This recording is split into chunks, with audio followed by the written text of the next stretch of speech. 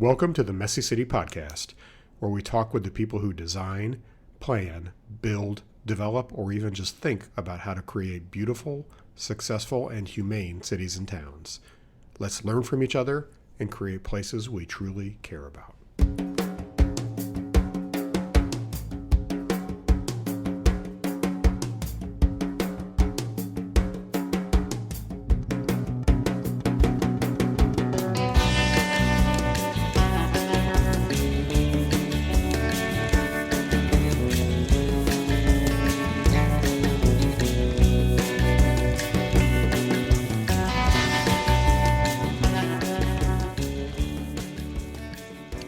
Welcome back to the Messy City Podcast. This is Kevin Klinkenberg.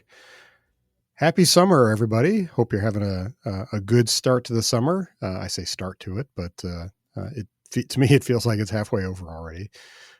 If you have kids in school anyway, it comes up on you really quick, and the time flies, especially now with kids starting school in mid-August or in some cases early August. So things move quickly, and I sincerely hope everybody's able to get out and enjoy it and do some fun things, take a little time off. I've got a little time off coming up here in July, which I'm really looking forward to. It's a great time of year. I always enjoy it. If you're somebody who's in the Midwest or the northern part of the country, it's just nice to be able to enjoy the warmer weather, get out in the sunshine, and get all that healthy vitamin D and everything else into your system, and just enjoy the fresh air. We had a chance, in fact, to enjoy some fresh air last weekend at one of our favorite annual events here in this region. I may have talked about it before, but an annual event called the Symphony in the Flint Hills. And it's just truly a remarkable event. I share this because it's so interesting how how people can create things that are unique to that place, and really speak very much to that particular place, and not necessarily even copying what somebody else does. This was an event that started 20 years ago. The long and short of it is that the Kansas City Symphony travels out to the Flint Hills region of Kansas, sets up a full concert on a working cattle ranch, and then about 7,000 people or so come and enjoy the day. There's a day full of activities. They do a concert in the evening, and then there's some after concert activities as well. And it's just a remarkable event in an incredible, beautiful setting. For those of you, if you're not from this part of the country and have no familiarity with the Flint Hills region, which kind of extends from Nebraska south through Kansas and into Oklahoma, it's really a unique, fascinating landscape that is really lends itself to ranching, sort of tall grass prairie, very few trees, but hilly and really just quite beautiful. And most of that landscape is covered with very, very large cattle ranches. So you have this kind of cool combination of like a sophisticated urban activity, I suppose, if you want to say it that way, out here on this working ranch. And the visuals of it alone are stunning. But the event itself is just incredibly fun. It's something now that we've been to a few times.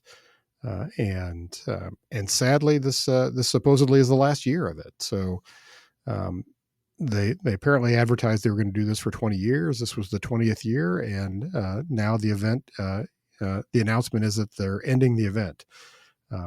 So I hope not. I sure hope that enough people can talk to the board and the volunteers for that organization and say, this needs to continue in some fashion. Maybe somebody connected with this podcast can get the message to them and say, please find a way to continue this event, because it is just such a wonderful, unique deal for this region. In fact, I've often been loath to talk about it because there's the fear that if enough people around the world or country knew about this event, it would quickly become incredibly expensive and probably hard for local people to attend. But it's really a wonderful, fun night. They even do some just really kind of silly activities that make it fun for us city folk. They do a cattle drive during the music, and you end it by we sing "Home on the Range" together. So might sound a little corny, but it really is fun. And of course, you're out there on the prairie, and part of the deal with that is the weather can be very, very unpredictable. And I know that's one of the logistical challenges they have with setting up an event like this, because there have been a couple of years where they've just had to flat out cancel it. We've been a couple of years when they had to cut it short because a storm was rolling in. One year, the storm was quite treacherous that came in through the show, and it was a nutty time of getting out, and then there were tornadoes in the area, and it was something else. But and it also can be just like blazing hot out there on the prairie as well, depending on what the weather is. But this year we were fortunate; it was just absolutely gorgeous. It was in the 80s. There was a bit of a breeze and a little overcast, and so it was just a perfect temperature for the event. We brought our kids this time; they got to run around, and they have all these other activities and events going on. It's just really a fun, charming event that speaks very much to the uniqueness of that region. And I hope there's a way to find something to continue in some fashion, even if it's not every year. Maybe it's every other year. I don't know. But I always enjoy events like that really speak to a place and are unique to them and nobody else. So hopefully you all have something like that in your area as well. And if this event continues and you ever want to join us at the Symphony in the Foothills, let me know. It's a really cool deal. So that all aside, what I want to do today is a little bit something different in something I don't normally do, which is kind of spend some time giving a little bit of advice, a little bit almost like personal advice and life lessons learned. I don't do this very often, probably because I'm just generally not very good at it. I'm not terribly comfortable with giving generic advice. Um, there's a lot of people in this world who spend all of their time trying to be an influencer, and here's the 5 key lessons you have to learn for life, and all of that. And I probably just don't wear that very well. I love talking with individuals and learning about individuals and their stories and what they're doing, and offering some help and thoughts. But I've just never been all that great about offering a large audience generic advice. So I wanted to give it a shot, and share a few things that I hope are useful to some of you in the audience. And part of the reason I do this is I'm not a young guy anymore, and I do feel as you get older, there is an obligation on the part of those of us to share wisdom with people who are younger, and try to share the things we've learned, try to avoid some of the mistakes that we've made, and set people on a path to be more successful. And I do feel, I feel that strongly. I feel like that's incumbent upon any of us that have lived a few years and done a few things. And I'm 55 now. I have done a lot over many years. I've run a business successfully for a decade. I now lead a nonprofit organization that I've run for 5.5 years. I've written a couple of books. I've developed some buildings. I've designed and worked on numerous projects and worked with people of all walks of life, and have also been fairly successful in the world of trying to make policy change and what you might call advocacy. So I've actually had a pretty damn good track record of getting a lot of things done. And there are people who come to me routinely and ask how I'm able to get so much done, and how do I manage my time, and what's my secret, and all this stuff. And I don't really think there's anything about any of this that's rocket science, but I have learned a few tricks over the years, and I have a few mindsets that I'd like to share, because I think there are ways to be successful in this world, in this life, everything related to development and policy advocacy that matter. I never saw myself as somebody who really cared about, changing public policy. That's not why I went to school for architecture. That's, that was really not in my head at all. Um, I went to architecture school because I loved cities, and I thought buildings were cool, and I thought it would be a fun thing to design beautiful buildings and build cities and towns and spend my life doing that kind of work. And I love that work, and I have always enjoyed that work. It's tremendously rewarding, and I still hope to continue to do that kind of work. What I learned through that process, unfortunately, which I've talked about a little bit before, is that there were incredible obstacles that have been laid down in the path for people to try to do a lot of the things that I was interested in. For example, people who were interested in building more sort of traditional human settlements, the sorts of walkable cities and towns that were common everywhere in the world until about the 1930s or so, 1920s or 30s, that we have made those incredibly hard to do. We have also gone through a lot in the education of our professionals in various professions that have made even doing very basic, attractive buildings very difficult. And so for me, what happened was the more I learned about what the obstacles were, the more obsessed I became with trying to remove those obstacles and trying to figure out how do we get things out of the way so it's possible for people to do good work, people like myself. And so that's why I went down ultimately the road of learning about things like zoning, which is not something you're really taught about in architecture school. And after working through that world for a few years, I became very, very knowledgeable about zoning and the ins and outs and how it works, and how to write a zoning code, how to modify a zoning code, and then also how to work from the outside in to try to change aspects of a zoning code. And I've had some success doing that. And recently, as a couple of years ago, I helped lead a coalition here to legalize accessory dwelling units in Kansas City, Missouri, in the city that I live in. And that really started by, identifying a problem in the code and then trying to figure out how to solve that problem. So the first thing I want to say, the first just general piece of advice about any of these things is have a bias towards action. And whatever you can, try to be a doer.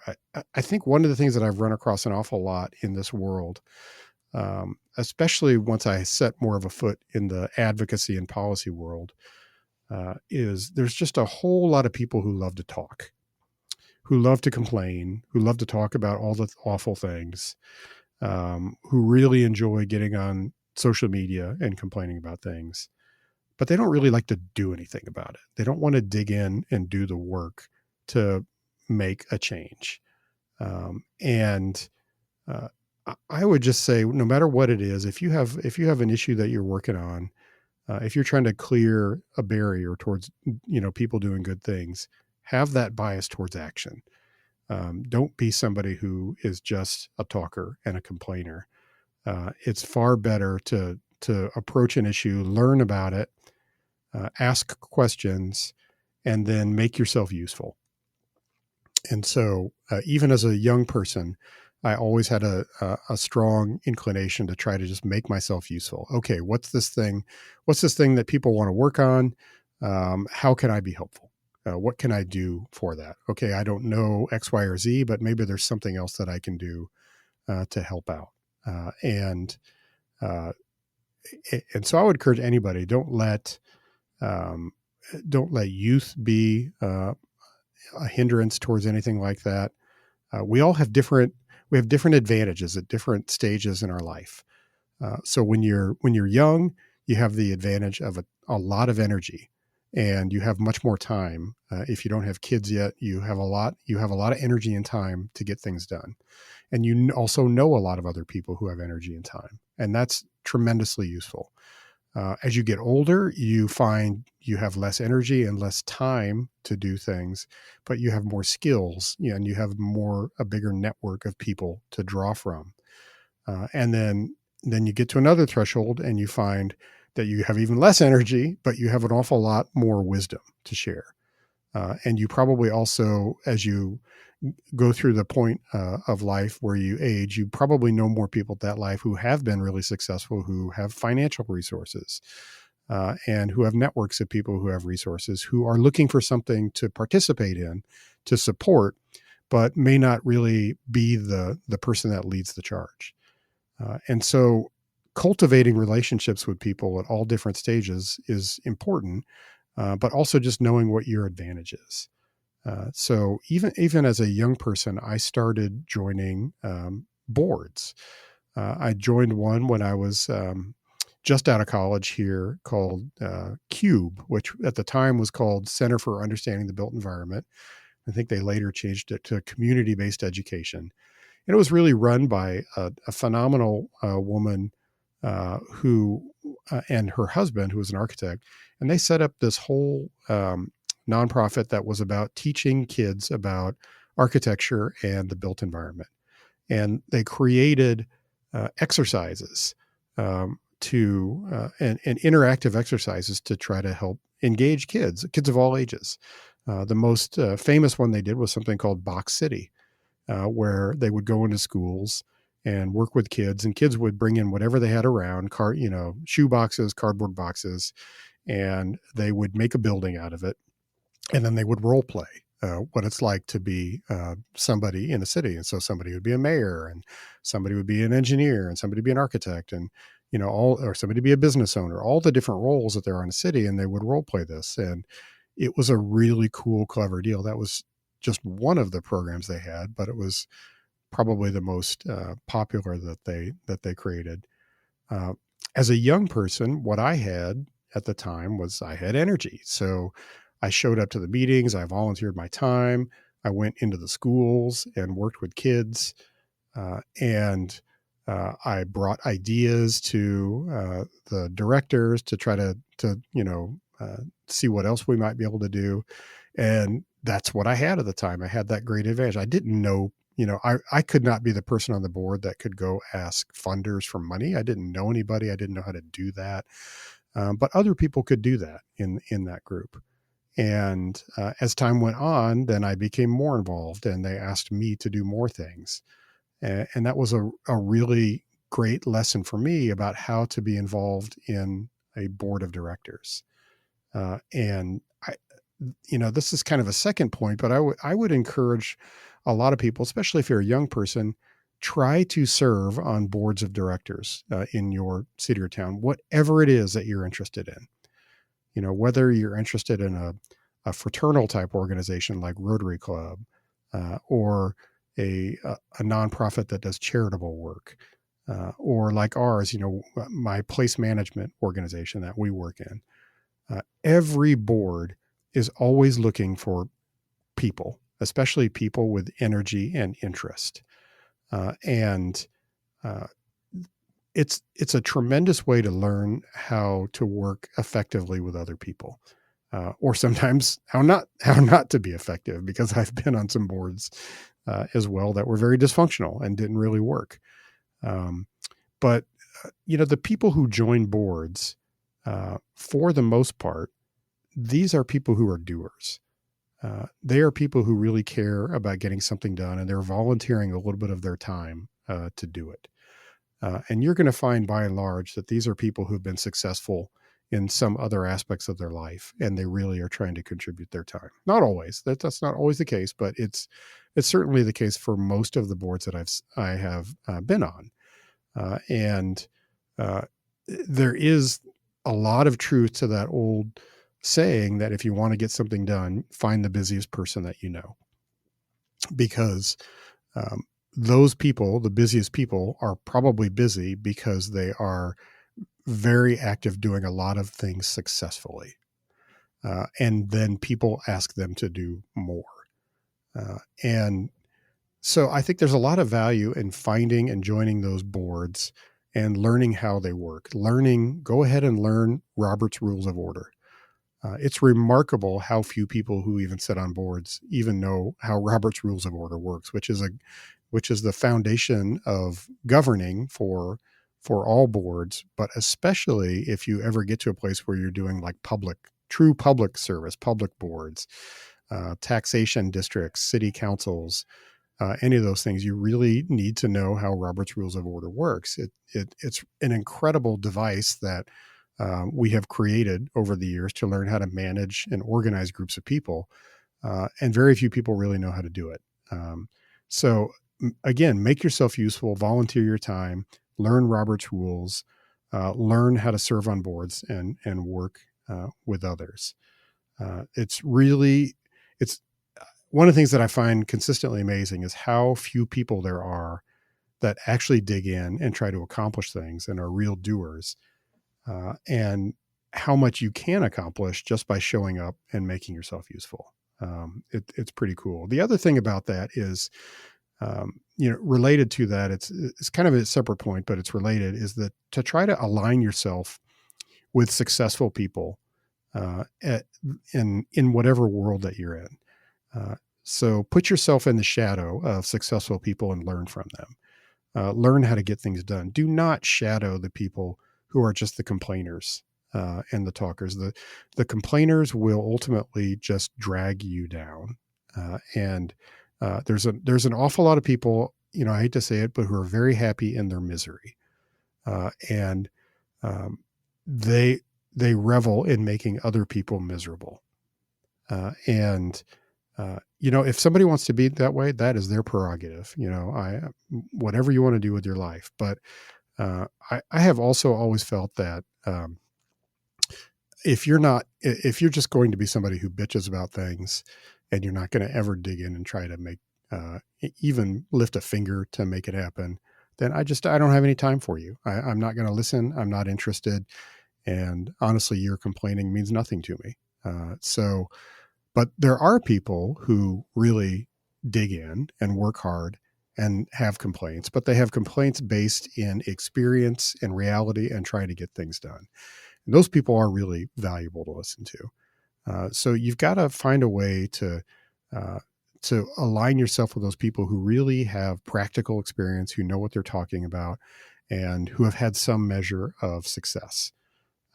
So that's incredibly important. So another thing, this one's probably related more to, this is top of mind for me because right now in our little 4-person organization, we've got 4 or 5 major initiatives we're working on all at the same time. And it's a little crazy. It's driving me a little bit crazy. It's overwhelming my time in some respects and ability to deal with it all. But I'm the kind of person, I'm cursed with ambition. So I really want to get things done and accomplish things. And I've just never been content to just kind of sit back and let things fester. If there's a problem that needs to be solved, I like to try to figure out how to solve it. How do we solve it? How do I solve it? What can I bring to it? How do I rally other people to help solve a problem? And so we've got 4 or 5 major things kind of all running in parallel, and it's really a lot to manage. And it certainly creates some stress, but you could say it's a good stress because it's a stress rooted in us trying to accomplish important tasks. So what are those tasks? Well, one, for example, there has been a group of people in our city who've been interested in sort of a cultural district art walk for like 30 or 40 years. We established a group of people about a year and a half ago to come together and figure out, okay, how do we take this idea, this great big idea that has had multiple beautiful, concept drawings done for it over the years, but has never gone anywhere. How do we turn it into reality? How do we take the first step towards doing it? And we have done that. We created a group. We eventually raised some money. And we now have unveiled, just in May, we unveiled this new thing that is being called the Artery, which is ARTERIE, obvious play on words. But the notion is that this will be an interactive placemaking experience that unites a lot of the unique cultural institutions that we have here in Kansas City and in the Midtown area. And so we have we've brought people to the table together. We got people excited behind the idea. We raised money. We raised enough money to hire some help to do it. That help produced really great work. And the first physical markers of that will be going in the ground this fall.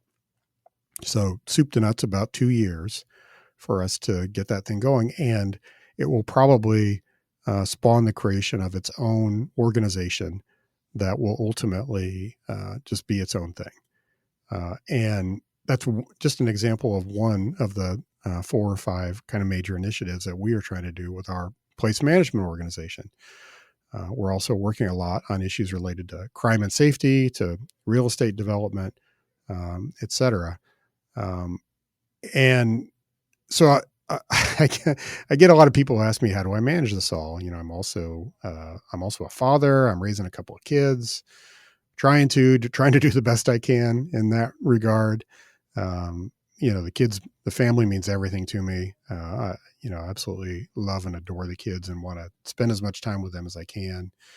I have my own interests on the side, like doing a podcast, for example, and trying to do other things. And so it's a huge challenge, but I will just to tell you one thing that I have been doing now for probably 15 years that really helps me manage multiple endeavors is I write everything down. So if it's, and I say write, I don't literally write it down on paper very much anymore. I mostly take notes in my notes app. But I have a running to-do list or a series of to-do lists that I will keep in my notes app. And then anything that rises to that's beyond just like an idea, because I'll jot a lot of things down that's like a thought or an idea, something I could pursue later. If it's something that I know I need to spend 15 minutes on, I drop it in my calendar. I create an appointment for it, and I make sure that I see that calendar appointment that has risen to the level as of I need to spend time on this, and then so there's a lot of what people might consider fairly minor tasks that I put in my calendar every day, just so that I know to get these things done. And then also part of that's just because when you get a little bit older, you get a little more forgetful, especially if you're trying to do a lot of things, you can get forgetful. And for me, that's the way that I track everything that is important for me to do. And it helps me prioritize just the limited time that I have. I have always also made sure that if there's something that I'm managing, that I make sure that I am not the one holding other people up. So if there is a task that somebody else is waiting on information from me for, I prioritize that so I can get that task offloaded to somebody else, and so they can keep moving. And so in general, I don't want to be the backup on things. Sometimes I am. Sometimes that's unavoidable, but the reality is I try to prioritize getting information to other people so they can do their job, and so I can delegate to other folks while I can do mine. I'm not the best delegator. I still like to do a lot of production work and myself, and I have a certain level of, I guess, just of detail or information that I like to get to and be comfortable with on things that I am running or that I'm going to be leading. But that's kind of that's how I have approached organizing time, which is always tricky. I've read 100 different books about time management and task management, and they're all interesting. I've always enjoyed the Scrum method for organizing work in an office. But you really just have to find whatever fits you. Got to know yourself, know your own strengths and weaknesses and create something that helps you out. So I'm a big fan of writing everything down. Um, so a next kind of overarching point related to all this is take risks, create things. So you can probably see that listening to me that I have done this. I'm a big fan of doing this. Um, there are points in time where if you can latch onto an existing group that's really doing cool stuff and learn from them and participate, that's great. There are other times where you might have existing groups that just are ineffective or stagnant, or where there's no group effort to do something and you need to create it. And my general message is just go for it. Be a creator. It's always better to be a creator. Don't be afraid. One of the things that we have a challenge with right now is we don't have nearly enough people innovating across all of our society, whether it's private or public sector or nonprofit. There's not enough innovation happening to solve problems that need to be solved. So don't be afraid. Take those risks. Now, and some of those might be like a personal risk, like a new job or being an entrepreneur, which I've done as well. I went out on my own initially to start my own business when I was 30 years old. And I did that. I didn't have any money. I didn't really have like a great client base or anything, but it was a risk that I wanted to take at the time. So how was I able to do that? How was I able to take that risk? And I would say a couple of things that I would relate from that experience. One was I had the confidence that I felt like I could make it work. Now, I didn't know. I didn't know for sure if I'd make it work. I knew it was going to be a challenge. I knew that there was a lot I didn't know about running a business, but I felt like I could figure it out.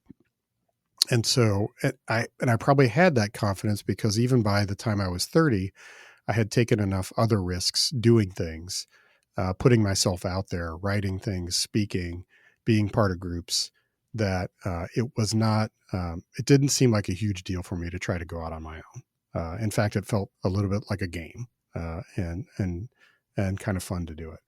The other thing is I had created, I say I didn't have any money, but I had created a little bit of space financially for me, for myself, in that I was house hacking at the time. So I've written about this and talked about it before, but at the time when I did that, I owned a house that I had bought several years before. It was an old house built in the early 1900s that was actually divided up into 3 apartments.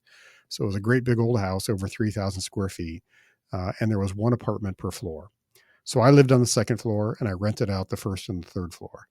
And the rent that I was able to get from those 2 apartments paid the mortgage. As a fairly young person, as an aspiring entrepreneur, I did not have a mortgage to pay. I didn't have a rent that I had to pay. Sure, I had utilities and I had insurance and stuff like that, but there was a base level of expense in my life that was very, very low.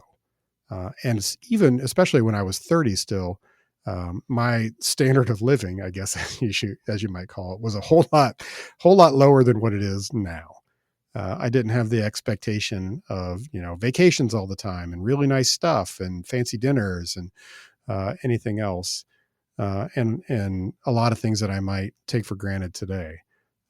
But so I could live very, very inexpensively, and that allowed me the space to take some risk and be creative and try to start a business. And I needed it. I needed it at that time because that first year of trying to be in business was miserable. We made almost no money. And when I say we made almost no money, I think we had $12,000 in revenue for the year. It was rough. And this was about 2001. So just as a benchmark. But we still had confidence in ourselves that we could make something happen. Always felt like, even at that point, I was pretty darn skilled as a project architect at that point in my life. And I felt like if worse came to worse, I could always go get a job with another architect. And we had those conversations. We had those thoughts with my business partner at the time. And, it was not easy. There was a lot that we thought would happen that didn't happen. But then after about a year, we got our first significant client. And from that point on, it was, I wouldn't say it was smooth sailing, but we never really looked back again in terms of our ability to get work and make a living for about another 9 years until the financial crisis hit, the Great Recession, as we call it, and which really just blew a giant hole in the business. But it did that really for everybody, for almost everybody in the industry. That was not unique to us. So, if you need to create that space for yourself, that stable financial space, do it. Find a way to do it. Find a way to live cheap. Find a way to house hack if you can. And there are tons of creative ways to house hack. It doesn't have to be like I did. There are, you could own a property and rent bedrooms out. There are lots of ways to do this. And especially if you're younger and you don't have lifestyle inflation yet, it's a great time to do it. So the main thing is just don't be afraid to take risks. It's much better to try to create than not create. And while you're doing that, while you're in that mindset, this would be kind of I don't know if this is going to be a final lesson, but find fellow travelers that have a similar mindset, people you enjoy being around, people who really do things, who accomplish things. I have always had really good friends at every different stage of my life. I will tell you, I have always gravitated towards people who really just get shit done, and have that real bias towards action and are not content to just sit around and complain about everything. So there's a lot of people out there like that. There's a lot of good people, smart people, accomplished people. Create your own circle of friends that are like that hold each other accountable, that you talk about doing things with, the kind of people who make you feel bad if you're not getting a lot of things done, because then you will accomplish more.